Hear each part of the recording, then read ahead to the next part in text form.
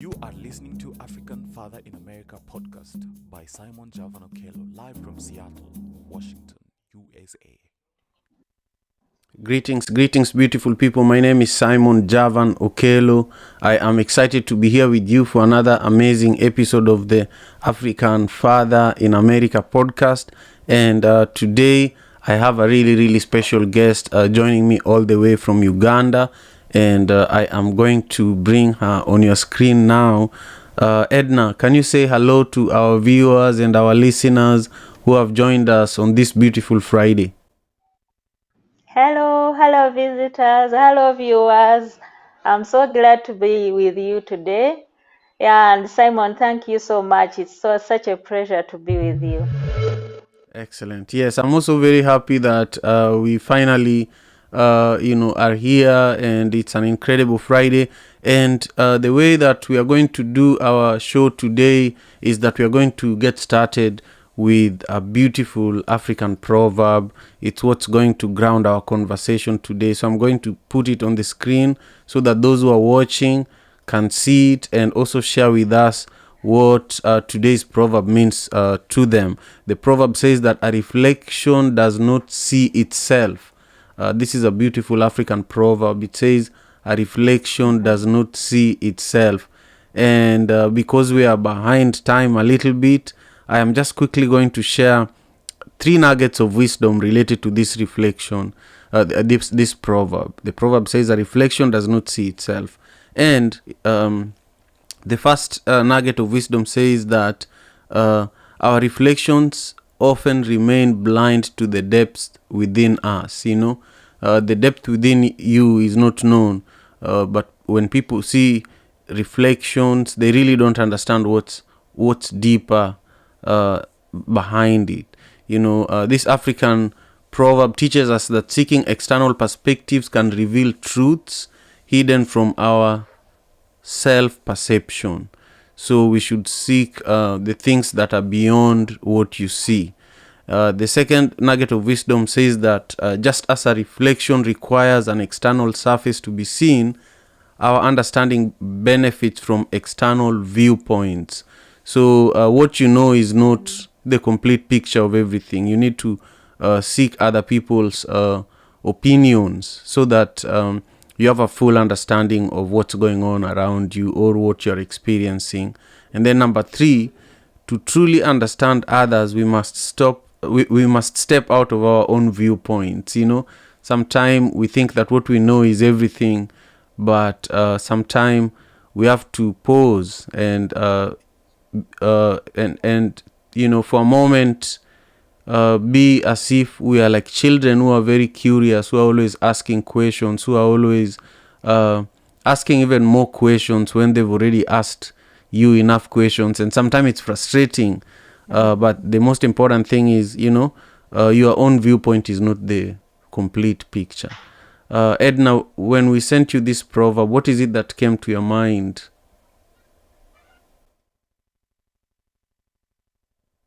A reflection. The proverb itself, I'll add it here on the screen. I must admit it was such.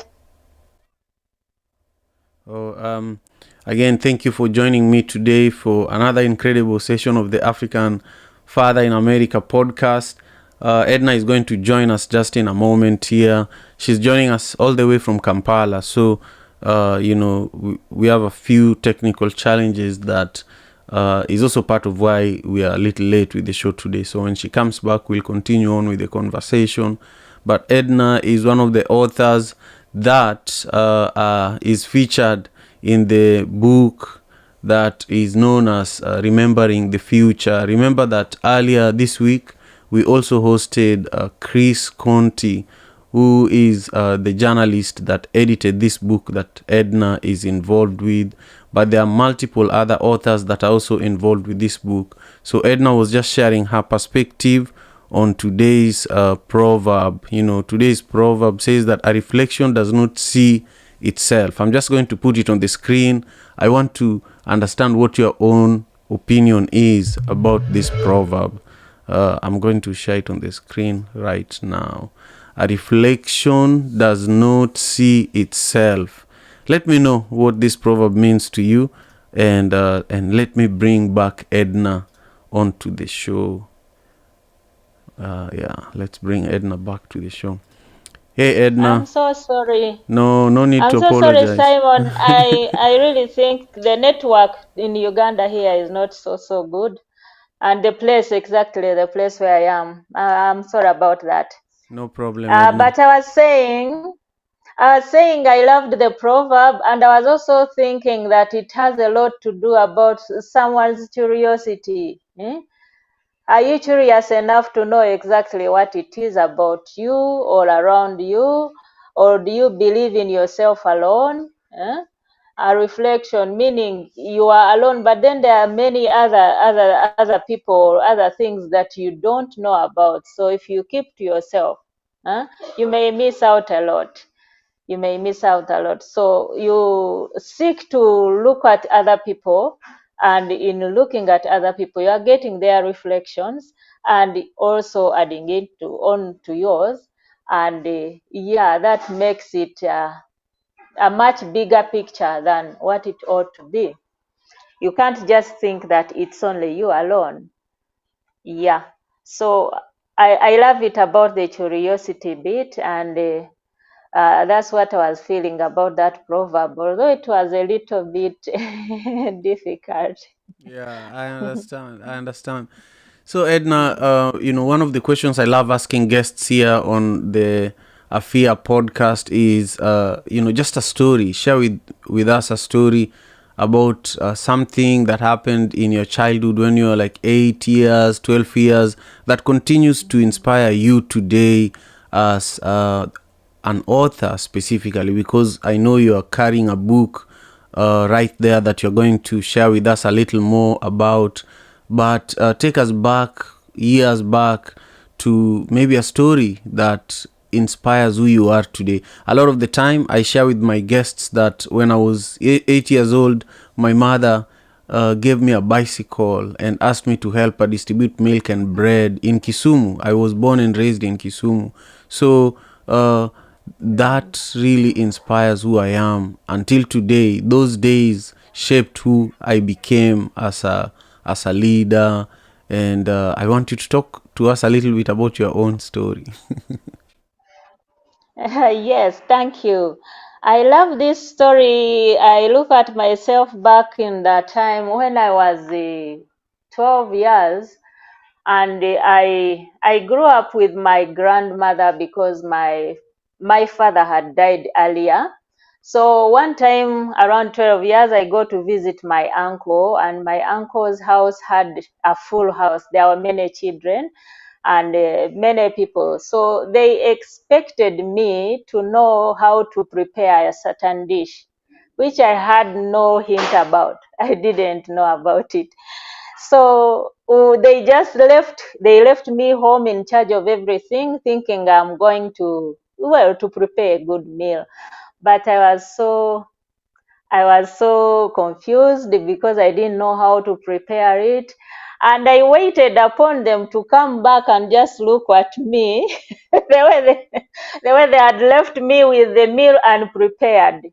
I was feeling bad. I was really feeling bad, but I knew that I could not make it. So I just accepted that they are going to come and find me there in that mess.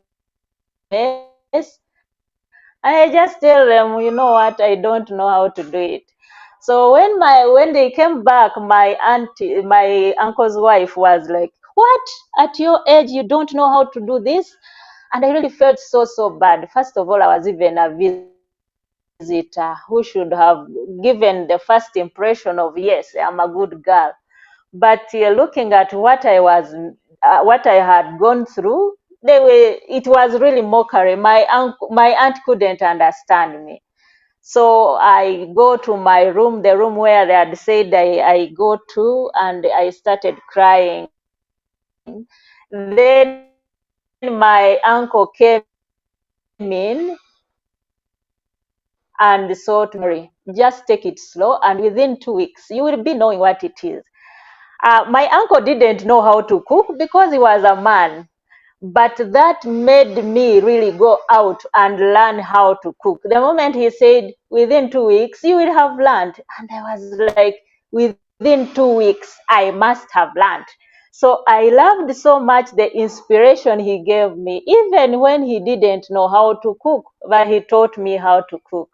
So this message goes to everyone out there, even if you don't know how to cook, even if you don't know how to read, anything. When you see someone struggling, just give them a word, a comment that will build them, not one that is going to break them.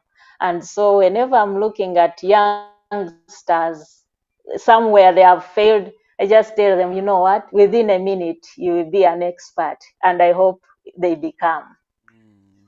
Wow, that's a wonderful, Yeah. wonderful story, Edna. You see, this is why I really wanted us to have a conversation with you today. And I wish I could solve the internet problem in Kampala. We have to have you back on the show one day. You're such a wonderful Okay. storyteller. Yeah. Now, Thank you. Thank you. yeah. So Edna, talk to me a little bit about what it meant for you to be. Have you been an author before being involved with the book that you're carrying now, Remembering the Future? Have you written another book before? And if yes, tell us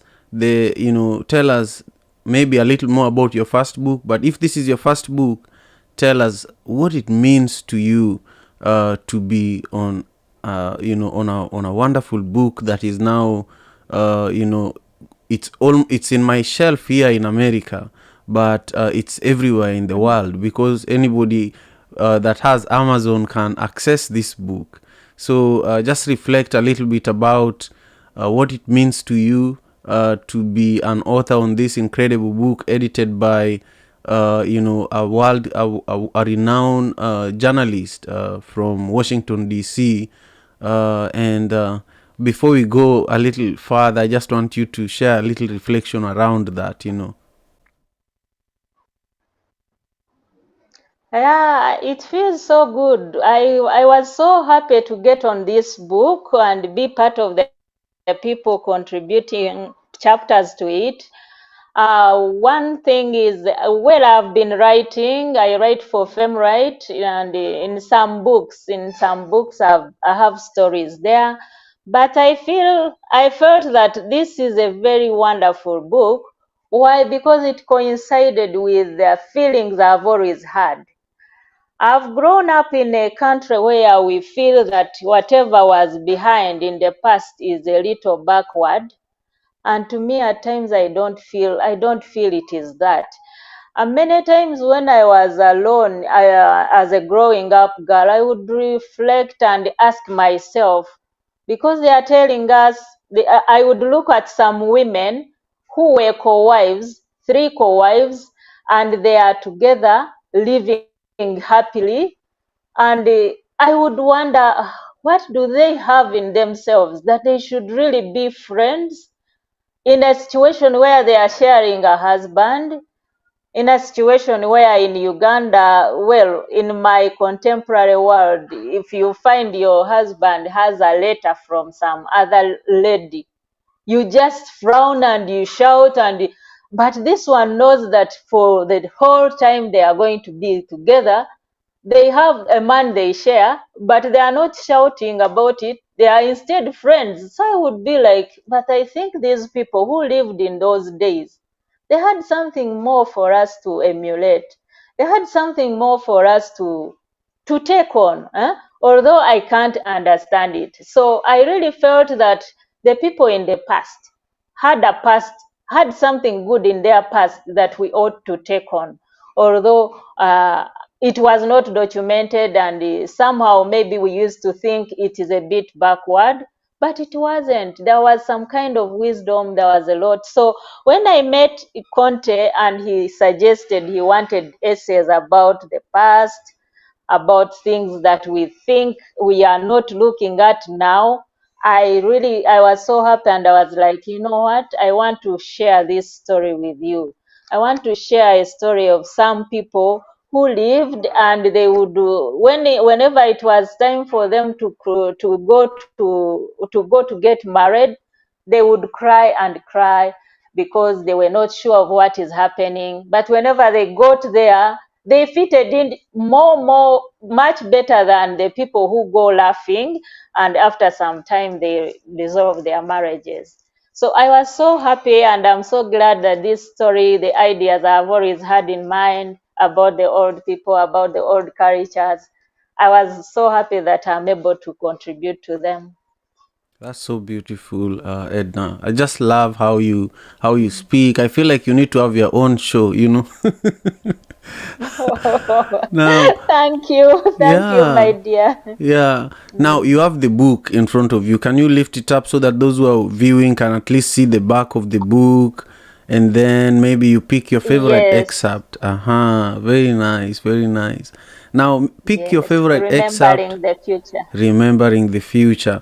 Pick your favorite excerpt in the Yes. chapter. Maybe tell us the title of the chapter that you wrote, and then pick your favorite excerpt, maybe a paragraph, and just read it for our viewers and our listeners.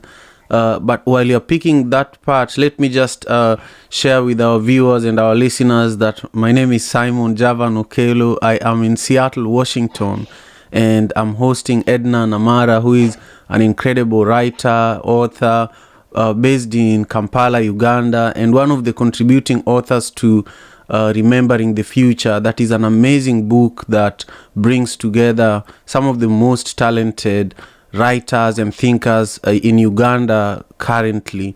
And they were brought together by Chris Conti, who is a renowned journalist based in Washington, D.C., who has worked with the World Bank and Wall Street Journal, and they're reflecting on what Uganda used to be like before colonialism, and what Uganda looks like now, and what Uganda could look like in the future. They're just contrasting different moments in history, and it's just a beautiful book that you should all get a copy of.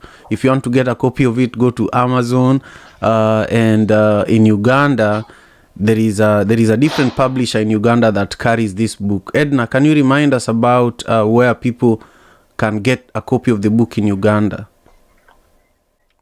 Ibua Publishing House in Uganda. You can get these copies, as many as you want. Excellent, excellent, excellent. So Edna, read a little bit of the excerpt that is your favorite from the chapter that you wrote, please. Yes, I'm reading from A Bride's Farewell Song, a chapter that I wrote, and there is this bit that I love. So I am reading now. Oh no, we would only report cases that were too much for us. 4 days later, after sensing the heavy air at home, he came to the garden and dug with me and our children all day. As he dug, he was keen to be part of our conversation. I felt a connection binding me to him, a release of the rage that was seated in my heart. In a marriage, there are times when one must act stupid. We never have a formal training in cognitive skills, but we made rudimental judgments to solve some of our problems. Occasionally, acting as a fool to trample on the wisdom that will chop your family life is a brave action. The Bachiga women went into marriage ready to stay. I love that. I love that. Tell us about why this was your favorite, excerpt or part of your contribution to the book. You're such an incredible writer. You use, big English words. Oh, really? Yeah. Oh, okay. So Now, I just love listening to you. I love how you write, how you tell your stories, and just thank you, I Simon. just have so much respect for you, and I really thank Chris. I feel that Chris did a good job choosing the right people for this project. So I'm really excited. So go ahead, tell us why this was the path that I'm you so chose. honored. Yes, I chose this part because it is a very interesting bit, and there are times I'm not going to pretend, and I'm not going to lie around. There are times when I have issues with my husband. And I am like, who is now going to be the first one to talk? How are we going to solve this?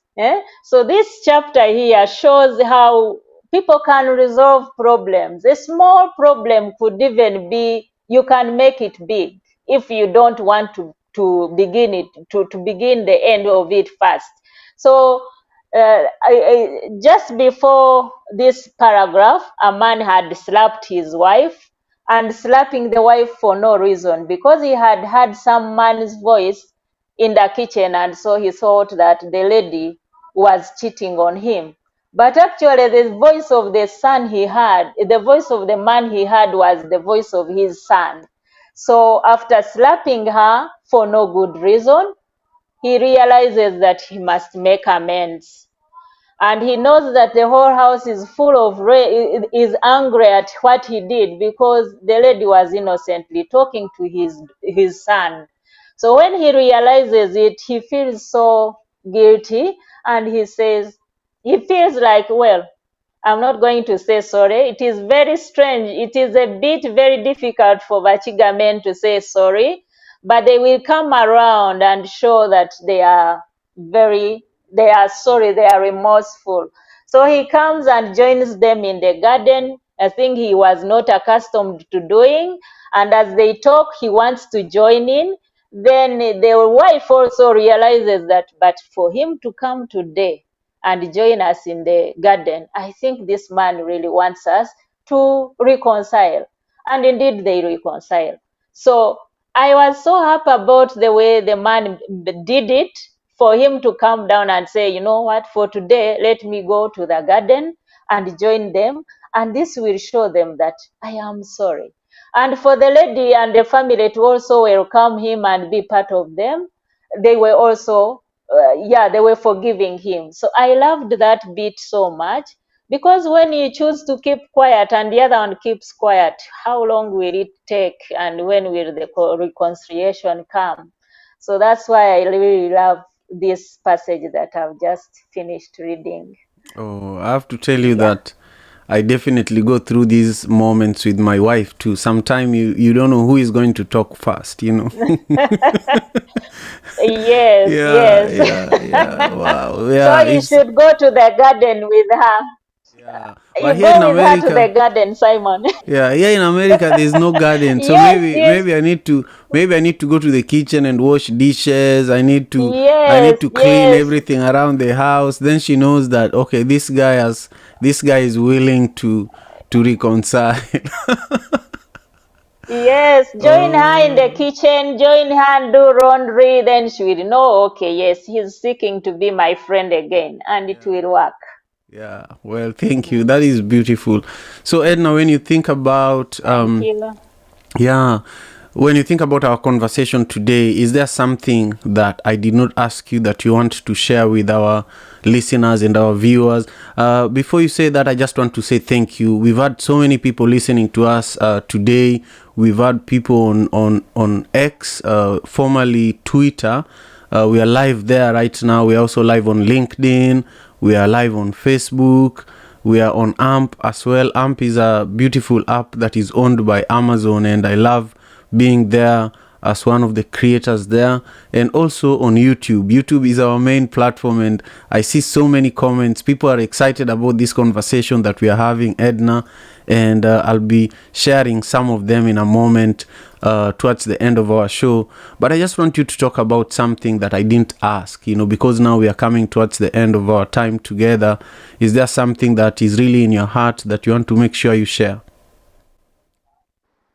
Well, what I want to share right now is I am not very sure of my future, but I believe that in this book, there is a lot that I would have wanted to put across to the world. In other words, I feel like I've hit a jackpot by writing in this book.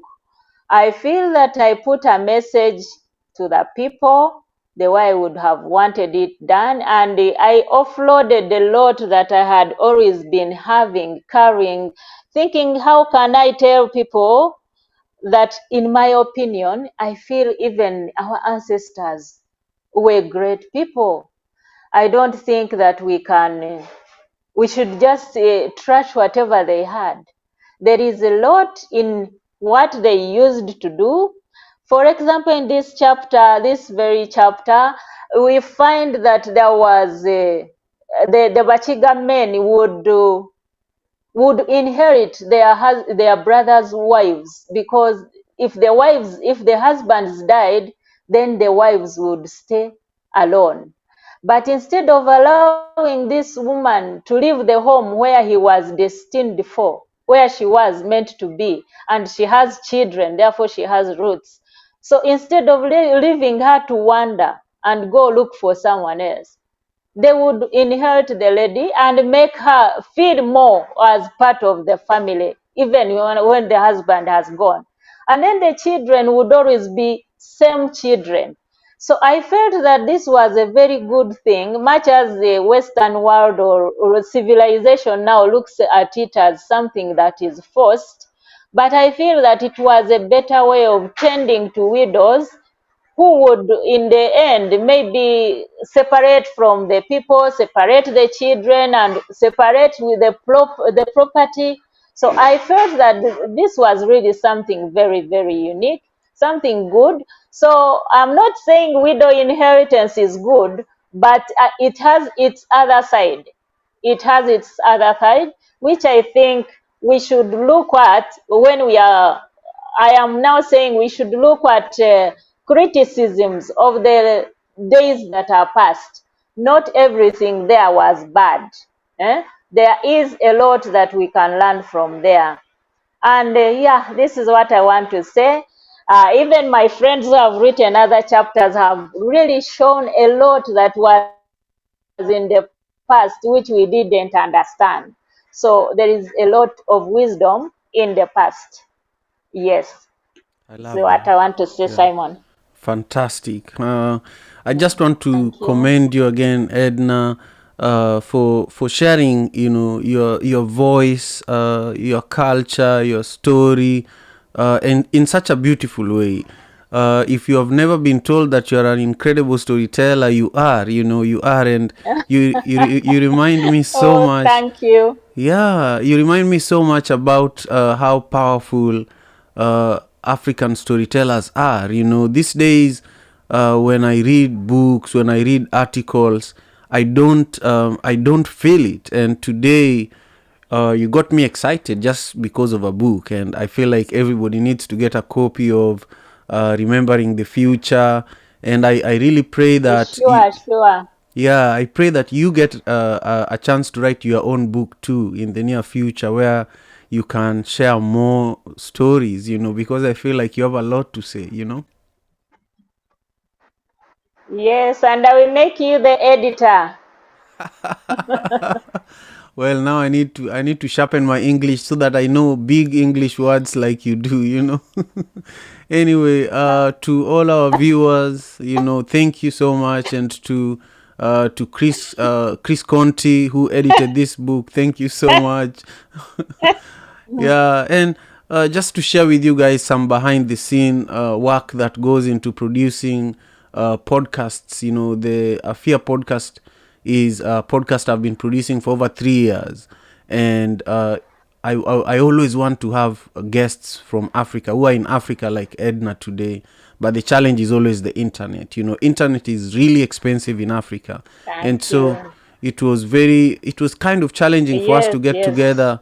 But once we did, this really has been one of the most amazing episodes of the podcast that I've done over the last. I've had almost 450 episodes that I've recorded for the African Father in America podcast. So I'm really grateful and I'm excited. But I want you to get a copy of the book. That's one of the ways you can support writers like Edna.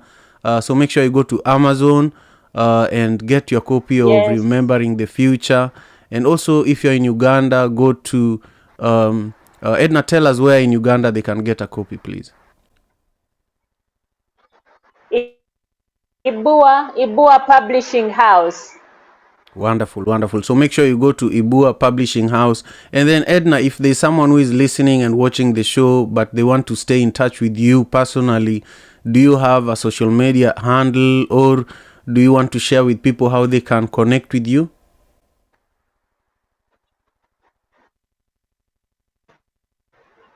Yes, well, I'm a journalist. I work with Global Press, so you can always find me there. Global Press is an American all over the world, and we write incredible stories. So please, if you go to globalpressjournal.com, News Uganda,